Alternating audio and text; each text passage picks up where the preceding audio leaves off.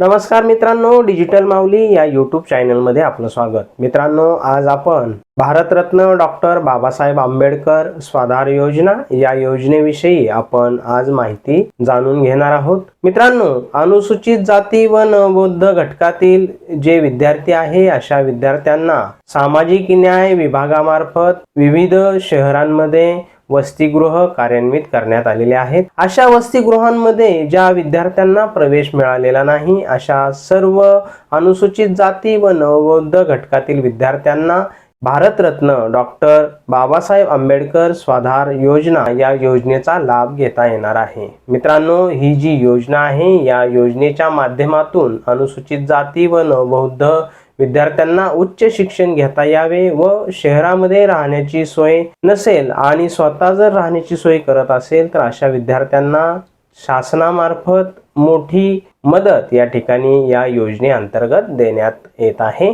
मित्रांनो, विद्यार्थ्यांना उच्च शिक्षण घेता यावे या उद्देशाने सामाजिक न्याय विभाग यांनी भारतरत्न डॉक्टर बाबासाहेब आंबेडकर स्वाधार योजना या योजनेला सुरुवात केलेली आहे. या योजनेमुळे अनुसूचित जाती व नवबौद्ध घटकातील विद्यार्थी जे होतकरू विद्यार्थी आहेत अशा विद्यार्थ्यांचे उच्च शिक्षणाचे स्वप्न या ठिकाणी या योजनेच्या माध्यमातून पूर्ण होणार आहे. इयत्ता 11वी 12वी तसेच 12वी नंतरचं व्यावसायिक किंवा अव्यावसायिक अभ्यासक्रमाला प्रवेश घेतलेले विद्यार्थी यांना मोठ्या शहरांमध्ये शासकीय वसतिगृहामध्ये प्रवेश मिळेलच असं नाही. असे विद्यार्थी शिक्षणापासून वंचित राहू नये या उद्देशाने ही जी योजना आहे ही योजना कार्यान्वित करण्यात आलेली आहे. महाविद्यालयामध्ये प्रवेश झाल्यानंतर शासकीय वसतिगृहामध्ये प्रवेश मिळेलच याची शाश्वती या ठिकाणी नसते. त्यामुळे महाविद्यालयात प्रवेश मिळूनही वसतिगृहात प्रवेश न मिळाल्यामुळे उच्च शिक्षणापासून या मुलांना वंचित राहावं लागतं.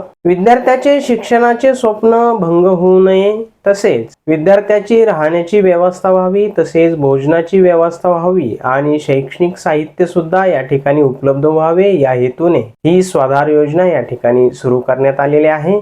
या योजनेमध्ये विद्यार्थ्याला जर वसतिगृहामध्ये प्रवेश मिळाला नाही आणि जर त्याने स्वतःची राहण्याची व्यवस्था केली तर अशा विद्यार्थ्यांना या योजनेचा या ठिकाणी लाभ देण्यात येतो. मित्रांनो, भारतरत्न डॉक्टर बाबासाहेब आंबेडकर स्वाधार योजनेचा जो लाभ आहे तो लाभ आधार लिंक जी बँक आहे त्या बँकेत डायरेक्ट बेनिफिट ट्रान्सफरच्या माध्यमातून त्या विद्यार्थ्याच्या खात्यावर प्रत्यक्ष जमा करण्यात येतो. मित्रांनो, मुंबई शहर, मुंबई उपनगर आणि नवी मुंबई तसेच ठाणे, पुणे, पिंपरी चिंचवड आणि नागपूर या शहरांमध्ये उच्च शिक्षण घेणाऱ्या विद्यार्थ्यांना 32,000 रुपये भोजन भत्ता, 20,000 रुपये निवास भत्ता आणि 8,000 रुपये निर्वाह भत्ता असे एकूण 60,000 रुपये दरवर्षी या ठिकाणी दिले जातात. ही मेट्रो शहरं वगळता इतर जी शहरं आहेत ज्यामध्ये क वर्ग महानगरपालिका या क्षेत्रातील उच्च शिक्षण घेणाऱ्या विद्यार्थ्यांसाठी 28,000 रुपये भोजन भत्ता, 15,000 रुपये निवास भत्ता आणि 8,000 रुपये निर्वाह भत्ता असे एकूण 51,000 रुपये दरवर्षी वितरित केले जातात. ही सर्व शहरं वगळता उर्वरित महाराष्ट्रातील जी तालुका स्तरावरची महाविद्यालये आहेत अशा महाविद्यालयामध्ये या विद्यार्थ्यांनी प्रवेश घेतलेला असेल तर 25,000 रुपये निवास भत्ता आणि 12,000 रुपये भोजन भत्ता तसेच 6,000 रुपये निर्वाह भत्ता असे एकूण 43,000 रुपये विद्यार्थ्याच्या थेट बँक खात्यामध्ये जमा केले जातात. या व्यतिरिक्त वैद्यकीय महाविद्यालयामध्ये प्रवेश घेतलेले तसेच अभियांत्रिकी महाविद्यालयामध्ये प्रवेश घेतलेल्या विद्यार्थ्यांना दरवर्षी 5,000 रुपये तसेच इतर महाविद्यालयामध्ये प्रवेश घेतलेल्या विद्यार्थ्यांना दरवर्षी 2,000 रुपये याप्रमाणे शैक्षणिक साहित्य खरेदी करण्यासाठी ठोक स्वरूपात रक्कम दिली जाते. मित्रांनो, या योजनेच्या अटी आणि शर्ती या ठिकाणी आपण पाहूया. मित्रांनो, अनुसूचित जाती आणि नवबौद्ध घटकातील जे विद्यार्थी आहे अशा विद्यार्थ्यांना या योजनेचा लाभ या ठिकाणी दिला जातो. या योजनेचा जो लाभार्थी आहे तो लाभार्थी महाराष्ट्र राज्याचा रहिवासी असणं आवश्यक आहे. तसेच त्याने त्याचे जात प्रमाणपत्र सादर करणं या ठिकाणी आवश्यक आहे. मित्रांनो, विद्यार्थ्याने कोणत्याही शासकीय वसतिगृहामध्ये अर्ज केला असेल आणि त्याला प्रवेश मिळालेला नसेल असे विद्यार्थी या योजनेसाठी पात्र आहेत. मित्रांनो, या योजनेचा जर लाभ घ्यायचा असेल तर इयत्ता 10वी, इयत्ता 12वी, त्यानंतर पदविका म्हणजे डिप्लोमा आणि समतुल्य अभ्यासक्रमात 50% किंवा 50% जास्त गुण असणं आवश्यक आहे. त्यानंतर बघा, विद्यार्थ्याच्या पालकाचं जे कौटुंबिक वार्षिक उत्पन्न आहे हे वार्षिक उत्पन्न 2.5 लाख किंवा 2.5 लाखापेक्षा कमी असावं. विद्यार्थ्याने ज्या महाविद्यालयामध्ये प्रवेश घेतलेला आहे त्या महाविद्यालयाच्या परिसरातील तो रहिवासी नसावा. या योजनेसाठी विद्यार्थ्याने जो अभ्यासक्रम घेतलेला आहे तो अभ्यासक्रम 2 वर्षे किंवा 2 वर्षापेक्षा जास्त कालावधीचा असावा. 2 वर्षापेक्षा कमी कालावधीच्या अभ्यासक्रमासाठी ही योजना लागू नाही. हे कटाक्षाने लक्षात घ्यायचं आहे. मित्रांनो, अतिशय महत्त्वाचं, विद्यार्थ्याची जी महाविद्यालयातील उपस्थिती आहे ती उपस्थिती 75% किंवा 75% जास्त असणं आवश्यक आहे. मित्रांनो, या योजनेसाठी विद्यार्थ्याची जी निवड आहे ती गुणवत्तेच्या आधारावर केली जाते, त्यामुळे या ठिकाणी गुणवत्तेला अतिशय महत्त्वाचं स्थान आहे. मित्रांनो, या योजनेसाठी आवश्यक असलेली जी कागदपत्र आहेत ती सर्व कागदपत्र आपण या ठिकाणी पाहून घेऊयात. अर्जदाराने अपलोड करावयाची जी कागदपत्र आहेत ती कागदपत्रे पहा, या ठिकाणी आपण दिलेले आहेत. त्या ठिकाणी बघा, अर्जदाराचा या ठिकाणी आपल्याला एक फोटो लागणार आहे. त्यानंतर अर्जदाराची सही सुद्धा येणार आहे. त्यानंतर अर्जदाराचा जातीचा जो दाखला आहे, जातीचा दाखला आपल्याला आधार कार्ड या ठिकाणी लागणार आहे. तसेच बँकेत खाते उघडल्याचा पुरावा म्हणून बँक पासबुकच्या पहिल्या पानाची प्रत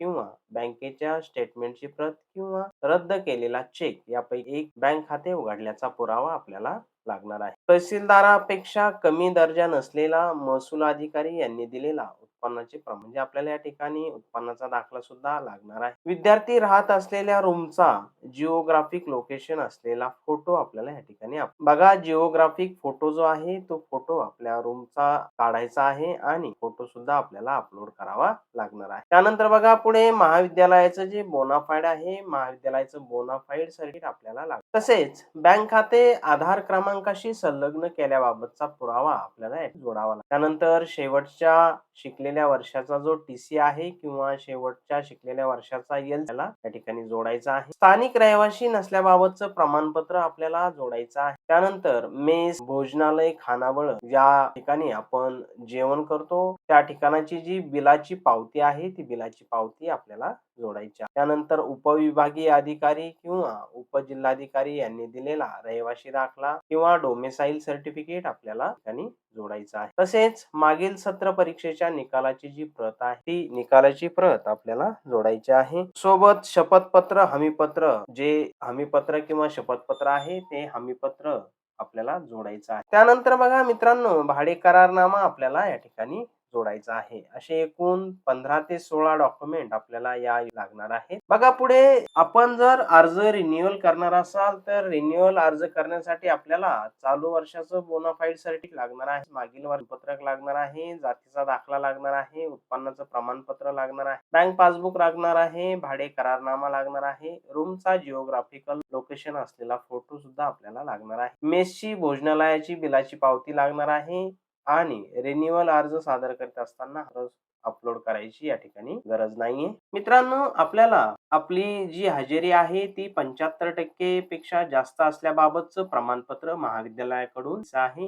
हे प्रमाणपत्र सुद्धा आपल्याला या ठिकाणी लागणार आहे. अशा प्रकारे आपल्याला ही सर्व डॉक्युमेंट ऑनलाईन अर्ज भरताना अपलोड करायचे आहेत. मित्रांनो, अशा प्रकारे आपण भारतरत्न डॉक्टर बाबासाहेब आंबेडकर स्वाधार योजना जी आहे या स्वाधार योजनेची सविस्तर माहिती आजच्या या व्हिडिओमध्ये आपण बघितलेली आहे. मित्रांनो, आपल्याला हा व्हिडिओ नक्की आवडला असेल. व्हिडिओ आवडला असेल तर व्हिडिओला लाईक करायचा आहे आणि अशाच नवनवीन योजनांसाठी या YouTube चॅनलला सबस्क्राईब करायचं आहे आणि बेल आयकॉनला प्रेस करायचा आहे. स्वाधार योजनेचा फॉर्म कसा भरायचा याबाबतची सविस्तर माहिती आपण पुढच्या व्हिडिओमध्ये बघणार आहोत. चला तर मग भेटूया पुढील व्हिडिओमध्ये. तोपर्यंत जय हिंद, जय महाराष्ट्र.